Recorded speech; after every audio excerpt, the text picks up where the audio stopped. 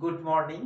তাহলে আমরা যে অঙ্কগুলো করছিলাম, মানে কোষে দেখি 2 সরল সুদ কষা, সেই অঙ্কগুলো এর আগের ভিডিওতে তোমরা 14 পর্যন্ত অঙ্কগুলো করে নিয়েছো। আজকে দেখো 15 আর তারপরে যে অঙ্কগুলো রয়েছে সেইগুলো কিভাবে হবে আমি একটু তোমাদের সঙ্গে আলোচনা করছি। তো বলেছি তোমাদের একটাই সূত্র দিয়ে সব অঙ্কগুলো করব, আলাদা আলাদা কোনো সূত্র করার দরকার নেই। এই একটি মাত্র সূত্র এতক্ষণ পর্যন্ত দেখেছো, এই একটা সূত্র দিয়েই সব অঙ্ক হয়েছে এবং পরের অঙ্কগুলো কিন্তু এই একটা সূত্র দিয়েই হবে। তো দেখো এরপরের যে অঙ্কগুলো রয়েছে আজকে হবে 16 থেকে 15 পর্যন্ত তো আমাদের হয়ে গেছে, আমি ভুল বলছিলাম, 15 পর্যন্ত হয়ে গেছে। আজকে দেখো 16 থেকে হবে। তো 16-র যে অঙ্কটা আজকে করব, অঙ্কটা প্রথমে কি বলেছি, বই খুলবে, 47 পাতা বের করো, 47 পাতাতে বইয়ের অঙ্কটা আগে পড়ে নেবে, আমিও পড়ছি। দেখো 16-র অঙ্কটা আছে, আসলাম চাচা কর্মক্ষেত্র থেকে অবসর নেওয়ার সময় 1,00,000 টাকা পেলেন। ওই টাকার কিছুটা ব্যাংকে এবং বাকিটা পোস্ট অফিসে জমা রাখেন। দেখো এখানে কিছুটা ভালো করে পড়তে হবে, কিন্তু বলেছে কিছুটা ব্যাংকে, আমি পড়লাম না কিছু না, শুধু যদি আসল 1,00,000 টাকা লিখে দিই তাহলে কিন্তু ভুল হয়ে যাবে। বলেছে কিছুটা ব্যাংকে আর বাকিটা পোস্ট অফিসে। তো কতটা ব্যাংকে কতটা পোস্ট অফিসে এটা কিন্তু বলে দিল না, তাহলে আমাদের এইগুলোকে আলাদা আলাদা করতে হবে। কারণ আমরা জানি যে টাকাটা জমা রাখা হয় বা ধার নেওয়া হয় সেটাই আসল, অতএব 1,00,000 টাকাটা পুরোটাই যদি একটা ব্যাংকে রাখতো তাহলে আমরা ওটাকে আসল বলতে পারতাম। তো যেহেতু এখানে 1,00,000 টাকাটা দুটো ভাগ করে নিয়েছি, একটা অংশ পোস্ট অফিসে রেখেছে, একটা অংশ ব্যাংকে রেখেছে, কিন্তু কোথায় কত টাকা রেখেছে বা দুটোকে সমান সমান ভাগ করেছে তাও বলেনি, তাহলে আমরা না হয় 50,000 করে দিতাম, তো সেটাও বলেনি। তাহলে এই ক্ষেত্রে আমরা কি করব, এক্ষেত্রে আমরা ধরে নেব একটা অংশকে এক্স। তাহলে আমরা এখানে ধরো ব্যাংকের ক্ষেত্রেই প্রথম করছি, তাহলে ধরে নিচ্ছি আমরা তিনি ব্যাংকে এক্স টাকা ও পোস্ট অফিসে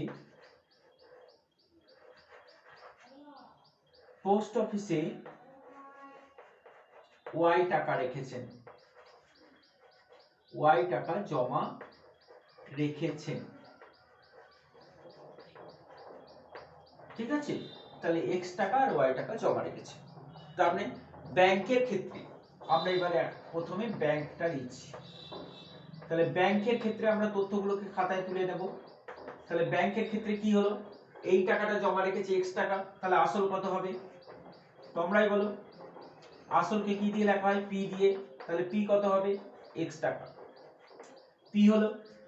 তারপরে আবার বইটা পড়তে হবে, প্রত্যেক বছর সুদ বাবদ 5,400 টাকা। ভালো করে দেখো, সুদ বাবদ মোট 5,400 টাকা পেয়েছি, তাহলে এটা কিন্তু ব্যাংকের জায়গাতেও আমরা বসাতে পারি না, পোস্ট অফিসের জায়গাতেও বসাতে পারবো না, কারণ এই সুদটা ব্যাংক আর পোস্ট অফিসের মিলে একসাথে সুদ। তাহলে এই 5,400-কে আমরা এখনই কোনো কাজে লাগাতে পারবো না। ঠিক আছে, এগিয়ে যাও।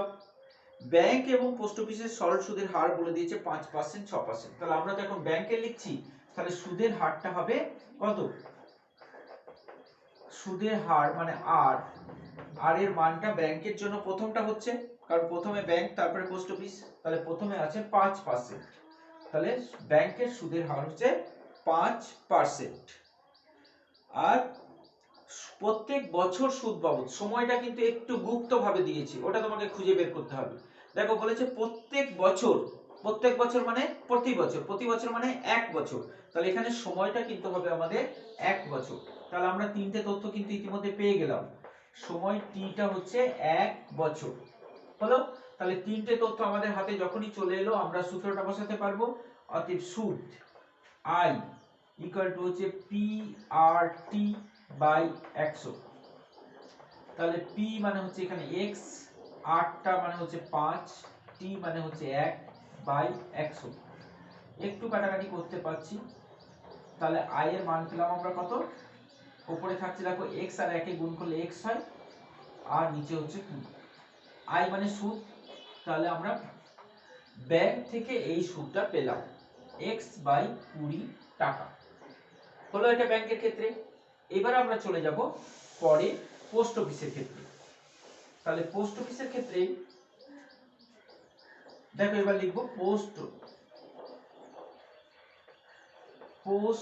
অফিসের ক্ষেত্রে। তো পোস্ট অফিসের ক্ষেত্রে আসল কত টাকা, আসল পি কত টাকা হবে, পোস্ট অফিসে কত টাকা জমা ধরেছি দেখো ওয়াই টাকা ধরেছি, তাহলে এখানে পি হবে ওয়াই টাকা। সুদের হার আমরা দেখেছি, আরেকবার পড়ে নেব সুদের হারটা কোথা থেকে পাবো। সুদের হার আর দরকার হলে আবার পড়তে হবে। দেখো এখানে লেখা আছে ব্যাংক এবং পোস্ট অফিসের সুদের হার যথাক্রমে 5 এবং 6। তাহলে পোস্ট অফিসে কোনটা হবে, দ্বিতীয়টা, মানে 6%। তাহলে এটা হচ্ছে 6%। আর সময়টা যেহেতু দুটোর ক্ষেত্রে একই সময় আছে, তাহলে দুটোর জন্যই সময়টাই হচ্ছে 1 বছর। সময় টি হচ্ছে 1 বছর। তাহলে এখানেও আমরা তিনটে তথ্য পেয়ে গেলাম। তাহলে এখান থেকেও আমরা বার করতে পারবো আই সমান হবে, একটাই সূত্র বলেছি, পি আর টি বাই 100। তাহলে এখানে পি মানে হচ্ছে ওয়াই, আর মানে হচ্ছে 6, টি মানে হচ্ছে 1, আর 100 মানে 100ই থাকছে। একটু কাটতে পারো, 2 দিয়ে কাটছে, কারণ 6 2 দিয়ে কাটে, 100 2 দিয়ে ভাগ হয়, কাটা মানে কিন্তু ভাগ করা। তাহলে একে 2 দিয়ে ভাগ করলে আমরা 3 পাচ্ছি, আর 100 কেও 2 দিয়ে ভাগ করে আমরা পাচ্ছি 50। তাহলে কত পাবো আমরা, 3y/50 টাকা পেলাম পোস্ট অফিস থেকে সুদ। তাহলে এটা পোস্ট অফিস থেকে সুদ পেলাম, এটা ব্যাংক থেকে সুদ পেলাম। আর আমাদের হাতে আরো একটা তথ্য কি কাজে লাগেনি এখনো পর্যন্ত, 5400 টাকাটা। 5400 টাকাটা কি না, এটা ব্যাংক এবং পোস্ট অফিস মিলিয়ে মোট সুদ। তাহলে এটা ব্যাংকের সুদ, এটা পোস্ট অফিসের সুদ, তাহলে মোট সুদ হবে এটা প্লাস এটা। তাহলে এখানে আমরা লিখতে পারবো শর্ত। তাহলে একটা শর্ত হচ্ছে 1 লক্ষ টাকাটা এখনো কোনো কাজে লাগেনি।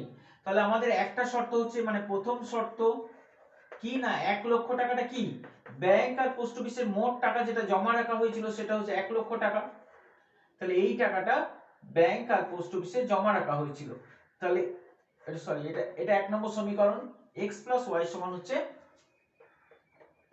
1 লক্ষ। ঠিক আছে।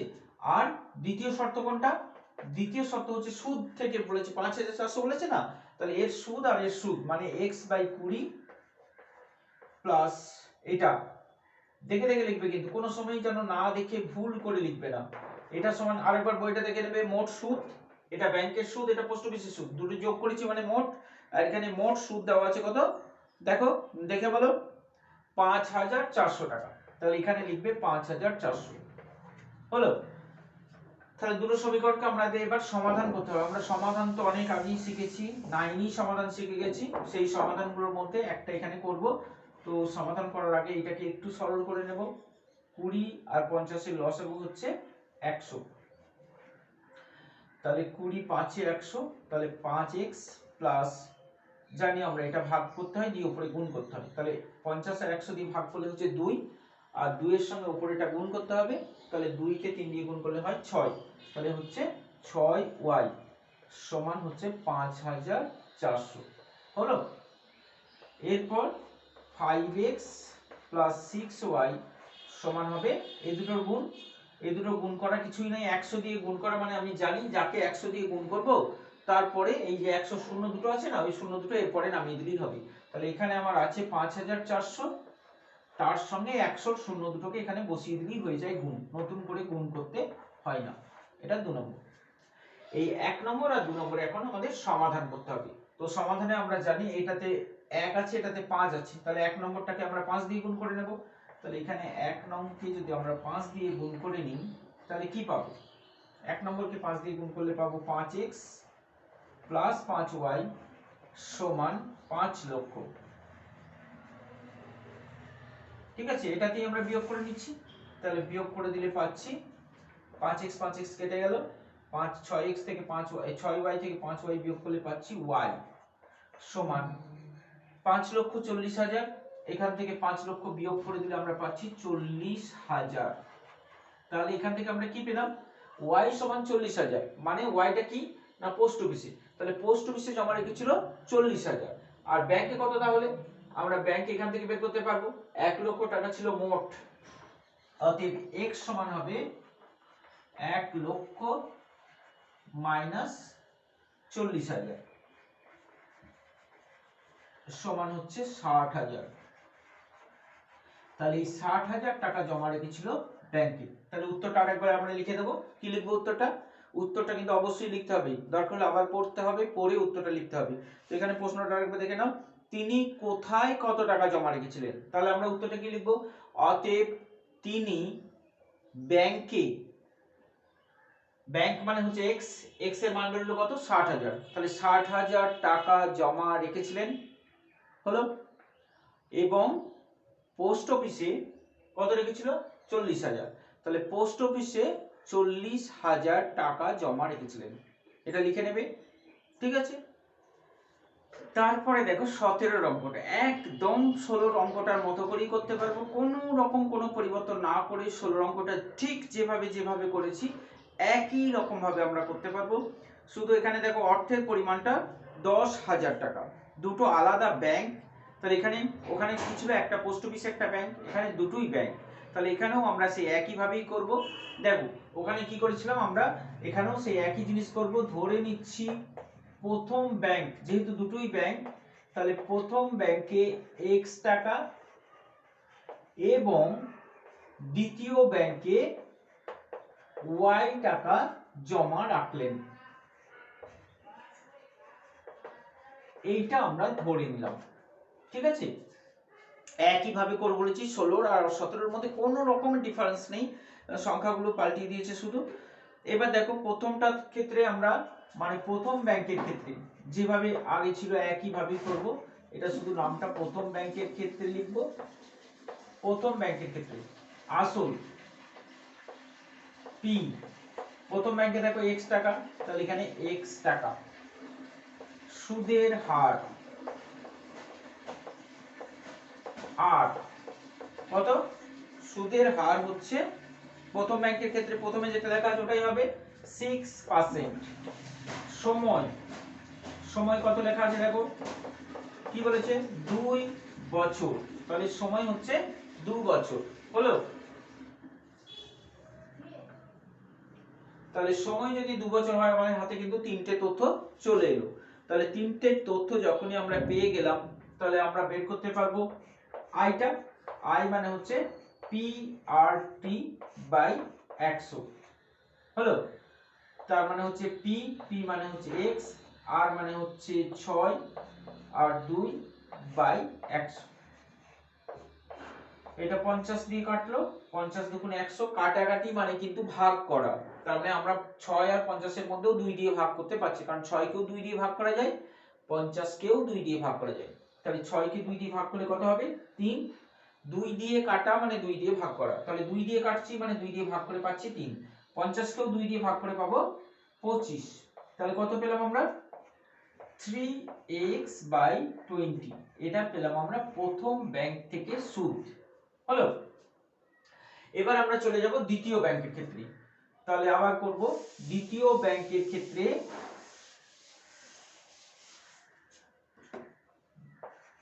তাহলে দ্বিতীয় ব্যাংকের ক্ষেত্রে বলেছি কিন্তু অঙ্ক পুরো দেখে দেখে লিখে নেবে না, বুঝবে, শুনবে, তারপরে লিখবে, এটা কিন্তু কোনো সময়ই যেন অন্যথা না হয়। তারপরে দেখো দ্বিতীয় ব্যাংকের ক্ষেত্রে আসল, সব থেকে ভালো হয় একদিকে দেখছো একদিকে লিখছো, সেটা করতেও পারো, কিন্তু সেটাতে বুঝতে অসুবিধা হতে পারে, সেজন্য বুঝে নিয়েই কিন্তু করতে হবে। সেজন্য প্রথমে দেখে নেবে তারপরে করবে, সেটা সব থেকে ভালো পদ্ধতি। তাহলে আসল হচ্ছে এখানে দ্বিতীয় ব্যাংকের ক্ষেত্রে আসল হচ্ছে y টাকা। তারপরে দেখো সুদের হার, বলো, পড়ে বলো, বইটা পড়ো। সুদের হার কত? আর, আর মানে হচ্ছে, আরেকবার দেখে নাও পড়ে, ভুল লিখবে না কিন্তু, দেখো বারবার পড়ো, কোনো ক্ষতি নেই, কিন্তু ভুল লিখবে না। 7%। সময়টা একই আছে দুজনেরই, মানে দুটো ব্যাংকের ক্ষেত্রেই সময় টি এর মান হচ্ছে 2 বছর। তাহলে এখান থেকেও আমরা আই বার করতে পারবো, কারণ তিনটে তথ্য হয়ে যাওয়ার পর আই বাকি থাকছে পি আর টি বাই 100। এখানে পি মানে হচ্ছে ওয়াই, আর মানে হচ্ছে 7, টি মানে হচ্ছে 2, 100। তাহলে এখানে একটাই কাটছে, 2 এর সঙ্গে 150। 7 আর 50 এর মধ্যে কাটাকাটি হবে না, কারণ 7 হচ্ছে মৌলিক সংখ্যা। তাহলে কত পেলাম এখানে? পাচ্ছি 7y বাই 50 টাকা।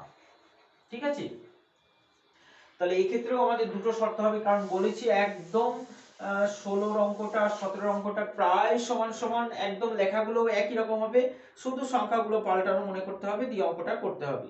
তো এখানে দেখো সুদ বাবদ মোট পেয়েছে 1280 টাকা। তাহলে আমরা প্রথম শর্ত আগের মতোই লিখবো, মোট টাকাটা হচ্ছে x প্লাস ওয়াই, এদের ছিল 10,000 টাকা। সরি, এখানে কোনো একক হয় না, এটা সমীকরণ লিখছি।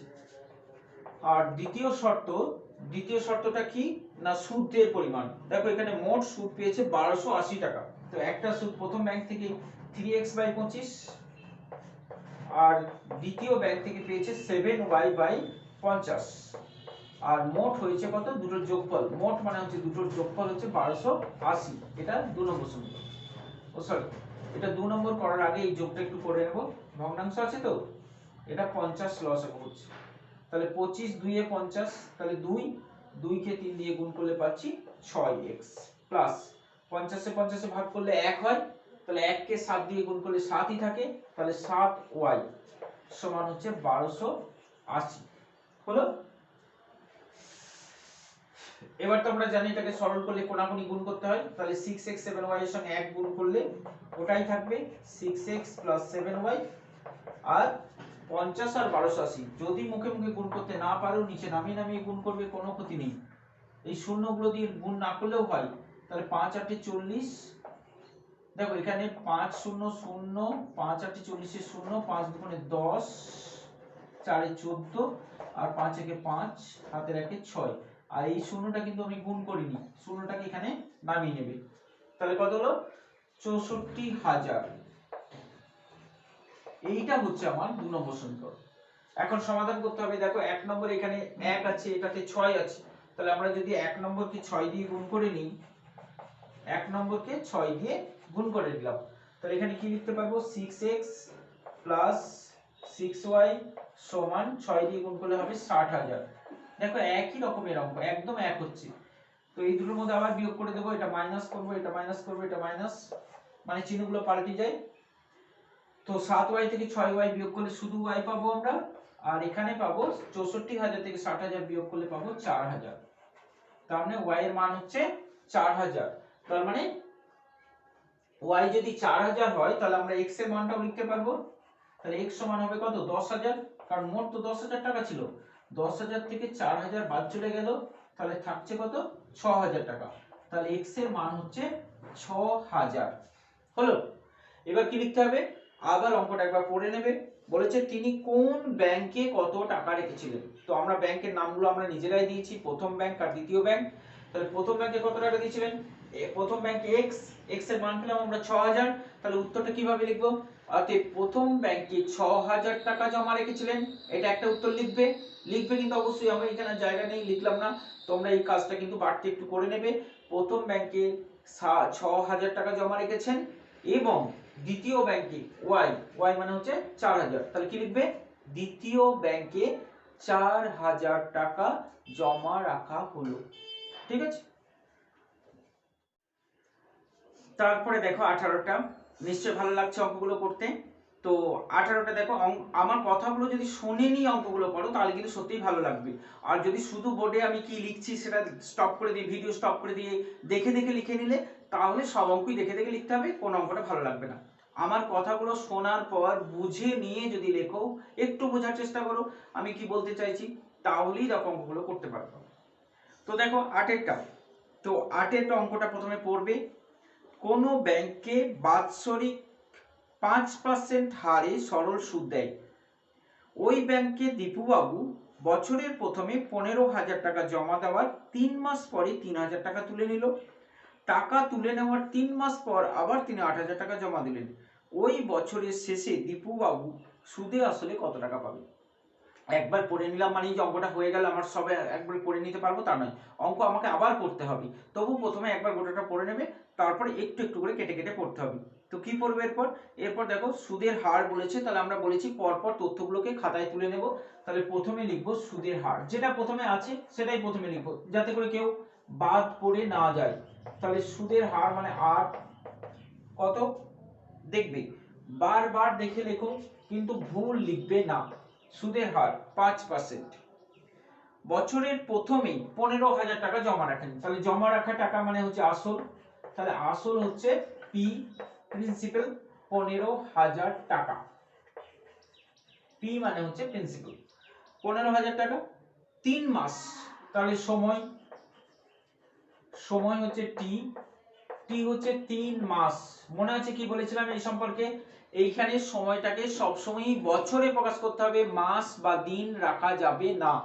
তাহলে 3 মাস মানে হচ্ছে 3/12 বছর, কাটলে আমরা পাচ্ছি 1/4 বছর।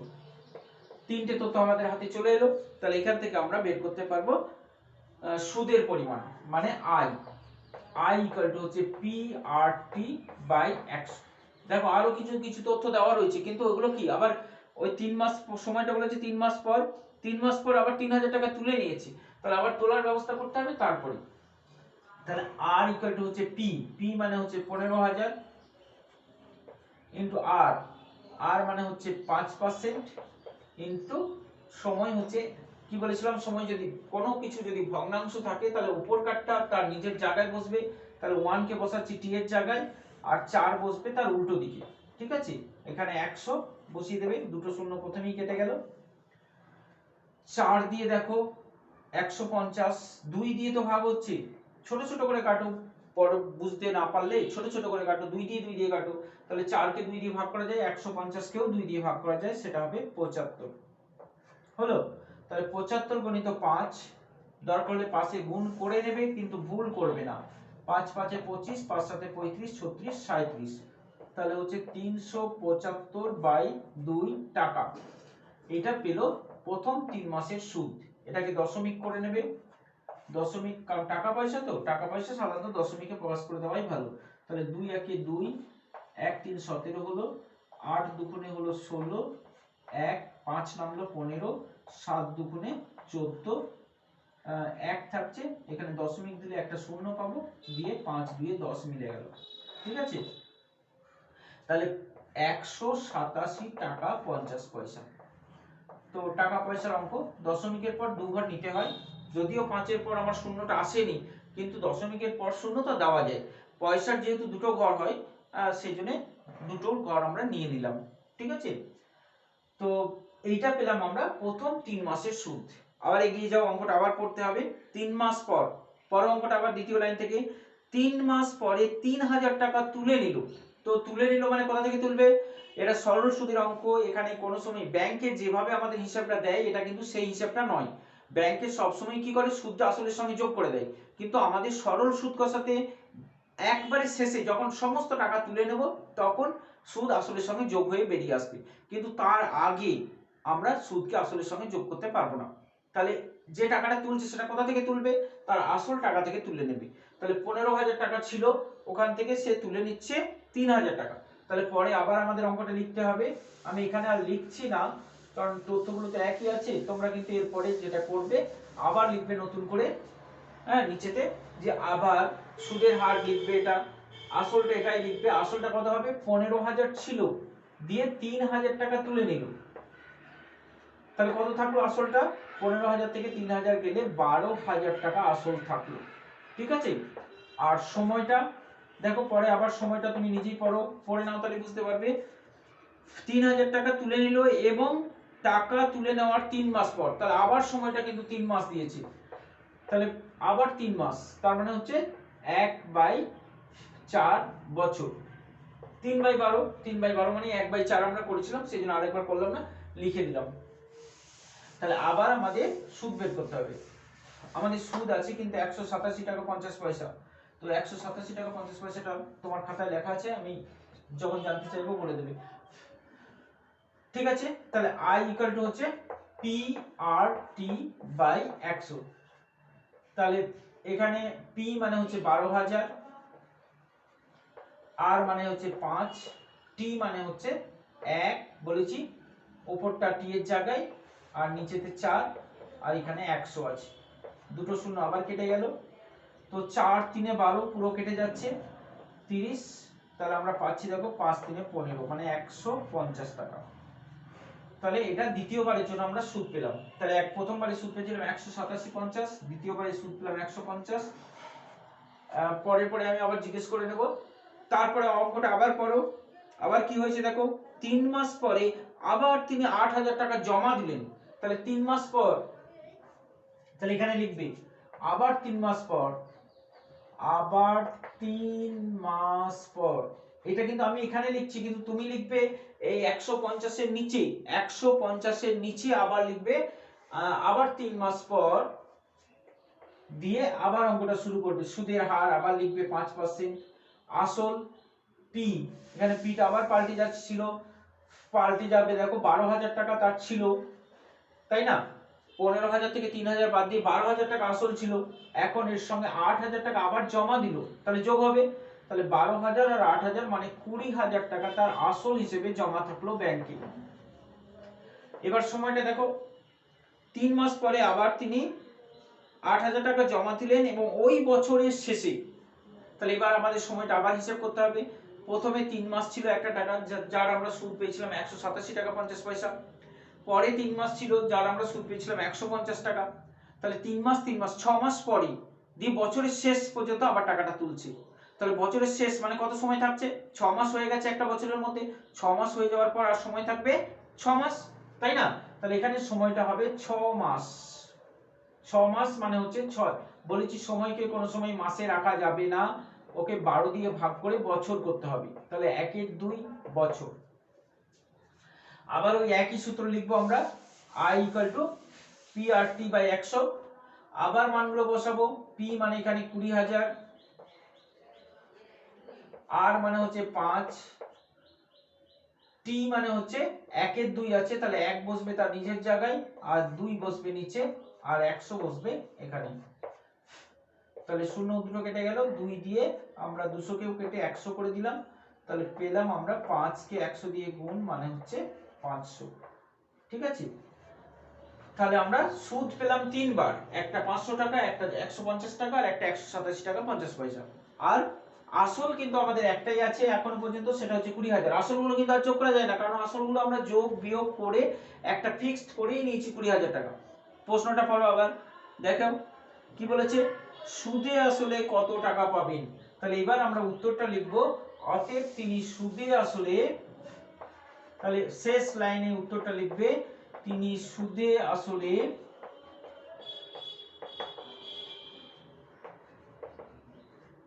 সুদ আর আসল, তাহলে আসলটা তো একটাই বলেছি 20,000 টাকা, কারণ ওটা যোগ বিয়োগ করেই আমাদের 20,000 হয়েছে। কিন্তু সুদ আছে, প্রথমে পেয়েছিলাম 187 টাকা 50 পয়সা, তারপরে পেয়েছিলাম 150 টাকা, তারপরে পেয়েছিলাম 500 টাকা। তাহলে এই কোটা সব যোগ করে দেব আমরা, যোগ করে যেটা হবে সেটা আমরা এখানে লিখব। তাহলে নিচে পাশে নামিয়ে যোগ করবে, কোনো ভুল যেন না হয়। তাহলে প্রথমটা 20,000, 187.50 এইভাবে লিখতে হয়, বাইরে বার করে 150 এইভাবে লিখতে হয়, কারণ এরপরে শূন্য আছে, দশমিক আছে, আর 500টাও এখানে লিখতে হয়। এই লেখাটাও ঠিক রাখতে হবে, কারণ যেখানে দশমিক আছে মানে সেটা জানতে হবে যে কোনো সংখ্যার শেষে দশমিক থাকে, আর যোগের সময় দশমিকের নিচে দশমিকটা নামাতে হয়। তাহলে এইগুলোতে আমরা এইভাবেও লিখতে পারি, এটা 0.00, তোমরা দেখবে অনেক জায়গাতে এরকম ভাবে লেখা হয় 0.00, কোনো সংখ্যা না থাকলে 0.00 দিয়ে লেখা হয়। তাহলে এটা হচ্ছে 0.50, আর এদিকে হবে 7, 8 আর 5 এ 13, আর 5 6 7, হাতে 1 8, আর এটা হচ্ছে 2 0। তার মানে 20,837 টাকা 50 পয়সা। এটাই হবে আমাদের সুদে আসলে, তিনি সুদে আসলে এত টাকা পেলেন বছরের শেষে। ঠিক আছে, এটা লিখলেই হবে। বুঝেছো নিশ্চয়ই? তাহলে প্রথমে অঙ্কটা পড়ে নাও। রহমত চাচা একটি বাড়ি তৈরি করার জন্য বার্ষিক 12% সরল হারে 2,40,000 টাকা ব্যাংক থেকে ধার নেন। ধার নেওয়ার 1 বছর পর বাড়িটি প্রতি মাসে 5,200 টাকায় ভাড়া দেন এবং ধার নেওয়ার কত বছর পর তিনি বাড়ি ভাড়ার আয় থেকে ব্যাংকের টাকা সুদ সহ শোধ করবেন। হলো পড়া? তাহলে ব্যাংক থেকে টাকা ধার নিয়েছে, সেই ধার করা টাকায় বাড়ি করেছে, সেই বাড়ি 1 বছর পরে ভাড়া দিয়েছে, ভাড়ার টাকা নিয়ে সুদ সহ ব্যাংকের টাকা শোধ করে দিয়েছে।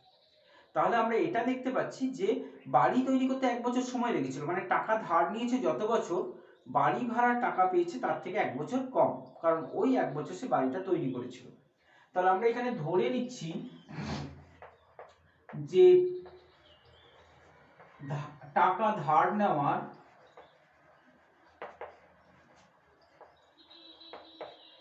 x বছর পর সুদ সহ ঋণ শোধ হবে। ঠিক আছে, তার মানে যার টাকা ধার নিয়েছিল বা ধার শোধ হবেও লিখতে পারি, কোনো অসুবিধা নেই। তারপরে দেখো সুদের হার দেওয়া রয়েছে, তাহলে সুদের হার হচ্ছে আর, তাহলে আর এখানে দেওয়া রয়েছে দেখো 12%। আসল মানে যে টাকা ধার নিয়েছিল পি, আসল হচ্ছে 2,40,000 টাকা, হলো আসল। তারপরে দেখো সময়টা,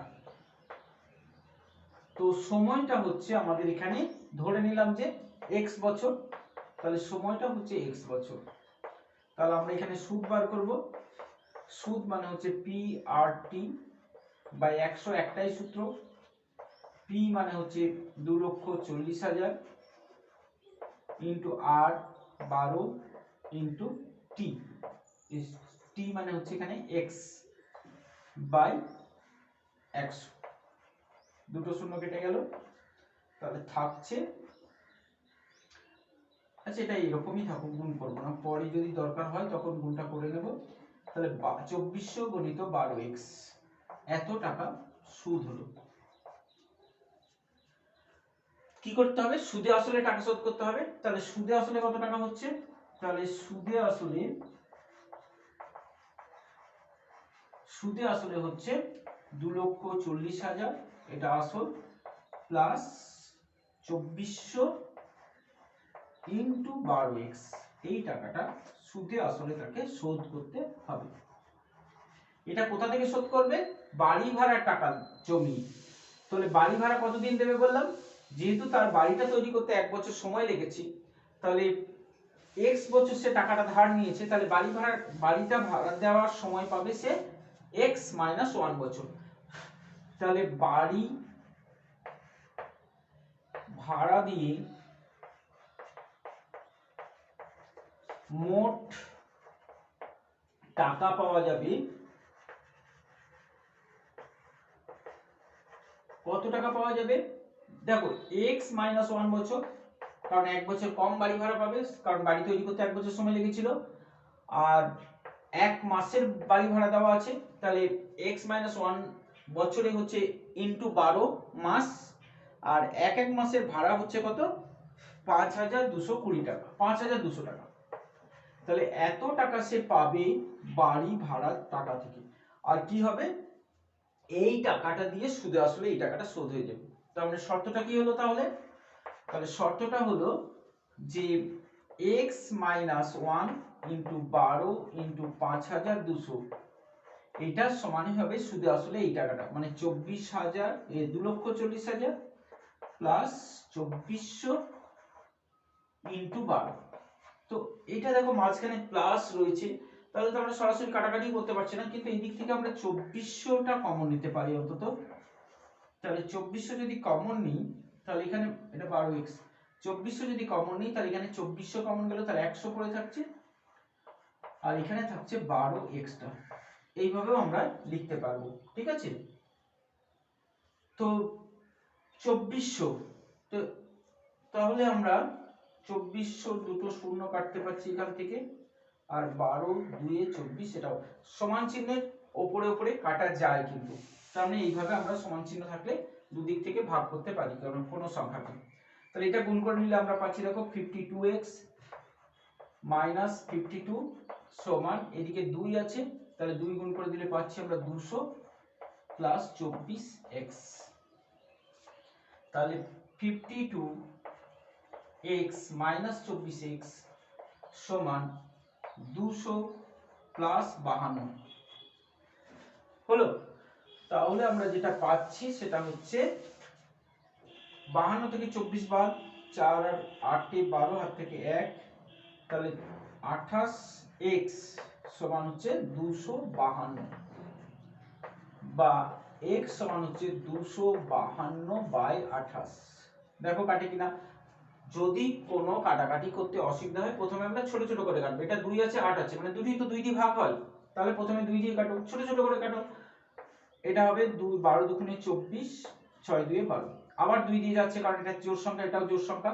প্রথম অঙ্ক মানে এককের ঘরে যদি জোড় সংখ্যা থাকে তাহলে অবশ্যই 2 দিয়ে ভাগ হবে। কাটাকাটি মানে কিন্তু ভাগ করা। তাহলে 14 কে 2 দিয়ে ভাগ করলে হবে 7, 126 কে 2 দিয়ে ভাগ করলে হবে 6 দুয়ে 12, 3 63। এটাও যদি না পারো তাহলে ভাগ করে করে করবে, কারণ কাটাকাটি মানে হচ্ছে ভাগ করা। তাহলে x সমান কত পেলাম আমরা? 9। তার মানে কি লিখবো উত্তরটা? অতএব 9 বছর পর, তাহলে উত্তরটা কি লিখবো? যে 9 বছর পর সুদ সহ ঋণ মানে ধার শোধ হয়ে যাবে, এইটুকু লিখলেই হবে। ঠিক আছে।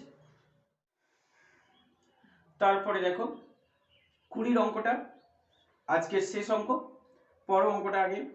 রথিন বাবু তার 2 মেয়ের প্রত্যেকের জন্য ব্যাংকে এমন ভাবে টাকা জমা রাখেন যাতে প্রত্যেক মেয়ের বয়স যখন 18 বছর হবে তখন প্রত্যেক মেয়ে 1,20,000 টাকা করে পাবে।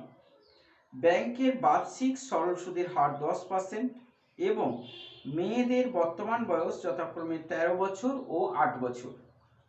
তিনি প্রত্যেক মেয়ের জন্য ব্যাংকে কত টাকা জমা রেখেছিলেন? তাহলে কি করব আমরা? প্রত্যেক মেয়ে 1,20,000 পাবে। পাবে মানে এই জায়গাটা আমাদের উদ্ধার করতে হবে। পাবে মানে কি? ব্যাংক থেকে পাবে। ব্যাংক থেকে যখন টাকাটা পায় তখন কি হিসেবে পাবে? সুদ পাবে না আসল পাবে না সুদের হার পাবে? কি পাবে? সুদে আসলে ফেরত পায়। ব্যাংকে টাকা রাখার পর যখন ফেরত পায় তখন সুদে আসলে, তার মানে 1,20,000 যেটা বলেছে এটা কিন্তু সুদে আসলে পাবে। তো এটা ছোট মেয়েও পাবে বড় মেয়েও পাবে, একই পরিমাণ টাকা দুজনাই পাবে। তাহলে কোন মেয়ের নামে কত টাকা জমা রেখেছিলেন, মানে আসলগুলো কিন্তু আমাদের বলে দিল না।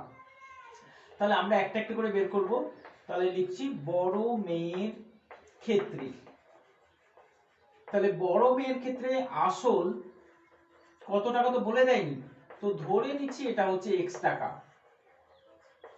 এটা ধরে নিচ্ছি বড় মেয়ের নামে রেখেছে x টাকা। ঠিক আছে, এইভাবে লেখা যাবে। বড় মেয়ের বয়স কত? 18 বছর। কখন টাকাটা, সরি বয়স হচ্ছে 13 বছর, টাকাটা কখন তুলবে? 18 বছরে। তাহলে এখন বয়স হচ্ছে 13 বছর, টাকাটা তুলবে 18 বছর। তাহলে কত বছর সময় পাচ্ছে? ঠিক 18 মাইনাস 13, তাহলে সময়টা হবে 18 মাইনাস 13 মানে হচ্ছে 5 বছর হলো। আর সুদের হার তো দেওয়াই আছে,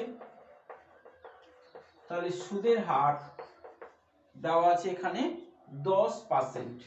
এটা দুটো মেয়ের জন্যই হবে। তাহলে তিনটে আমাদের ইনফরমেশন চলে এসেছে। তাহলে I ইকুয়াল টু হচ্ছে PRT/100, একটাই সূত্র বলেছি। তো এখানে P মানে x, R মানে 10, T মানে 5/100। একটা শূন্য কাটছে, 5 দুগুণে 10 কাটছে, তার মানে পাচ্ছি আমরা x/2 টাকা। এটা কি পেলাম? সুদ। আরো একটা তথ্য দেওয়া আছে, কি বলেছিলাম? 1,20,000 টাকা পাবে। কি এটা? এটা সুদে আসলে বলেছিলাম। সুদে আসলে মানে সুদ আর আসল। এই টাকাটা কে পাবে? বড় মেয়েও পাবে 1,20,000, ছোট মেয়েও পাবে। তাহলে বড় মেয়ের মোট কত পাচ্ছে? এখান থেকে আমরা কত পাচ্ছি? x টাকা জমা রেখেছিল, x/2 টাকা সুদ পাচ্ছি। তাহলে মোট কত পাচ্ছে? x প্লাস সুদে আসলে x প্লাস x/2। তাহলে সুদে আসলে ব্যাংকে সবসময় ফেরত দেবে সুদে আসলে, তাহলে সুদে আসলে হচ্ছে কত, x plus x by two. তার মানে হচ্ছে 2 লসাগু করে নিলে আমরা পাবো 2x প্লাস এক্স মানে 3x বাই 2 টাকা। তো এই টাকাটা ব্যাংক থেকে ফেরত পাবে, আমরা অঙ্ক কষে বলতে পারছি। আর কি বলে দিয়েছে, 1,20,000 টাকা ফেরত পাবে বলে দিয়েছে। তাহলে এখানে আমরা বড় মেয়ের জন্য আমরা শর্তটা লিখতে পারবো। কি শর্ত হবে, বড় মেয়ের ক্ষেত্রে শর্ত হবে এই টাকাটা মানে 3x বাই 2 টাকাটা 1,20,000 টাকার সমান, 1,20,000 টাকার সমান। তো আমরা এখান থেকে আমরা x এর মানটা বার করতে পারবো, 1,20,000 গণিত 2টা এদিকে ভাগ আছে এদিকে গুণ হবে, 3টা এদিকে গুণ আছে এদিকে সে ভাগ হবে, তাহলে 3 4 12, তার মানে 4 2 8, 4টে শূন্য, 1 2 3 4টে, 2 3 4টে, তার মানে বড় মেয়ের নামে রাখতে হবে 80,000 টাকা। এটা একটা উত্তর পেয়ে গেলাম আমরা। এখন আমরা দেখব ছোট মেয়ের নামে কত টাকা রাখছি। তাহলে আরেকবার আমরা লিখব ছোট মেয়ের ক্ষেত্রে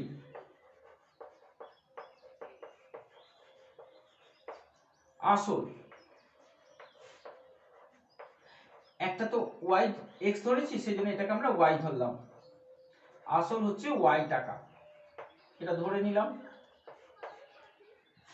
সময়, দেখো ছোট মেয়ের এখন বয়স কত, ছোট মেয়ের এখন বয়স হচ্ছে 8 বছর, 18 এও 18 বছরে তুলবে, তাহলে সময়টা আমরা পাচ্ছি 18 মাইনাস 8 মানে হচ্ছে 10 বছর।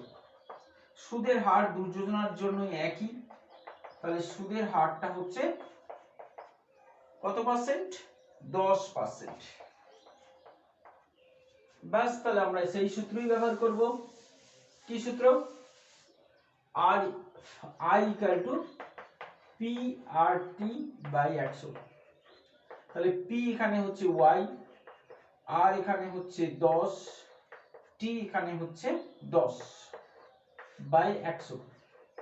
তাহলে কি পেলাম আমরা, y পেলাম। y টা কি, i মানে কি সুদ, তাহলে সুদ কত টাকা পেলাম, y টাকা। আসল কত টাকা ছিল, আসলটা ছিল y টাকা, তাহলে সুদে আসলে কত হবে, তাহলে সুদে আসলে হচ্ছে y প্লাস y, কারণ y টাকা সুদ y টাকা আসল মানে 2y।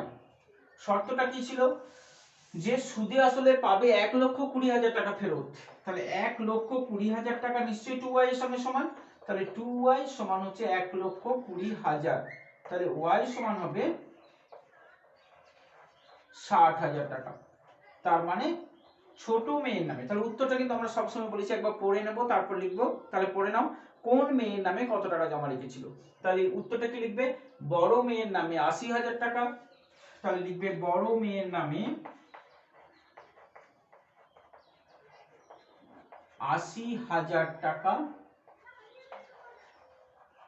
এবং ছোট মেয়ের নামে 60,000 টাকা জমা রেখেছেন।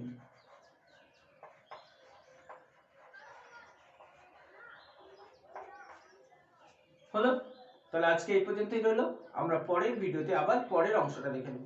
ঠিক আছে।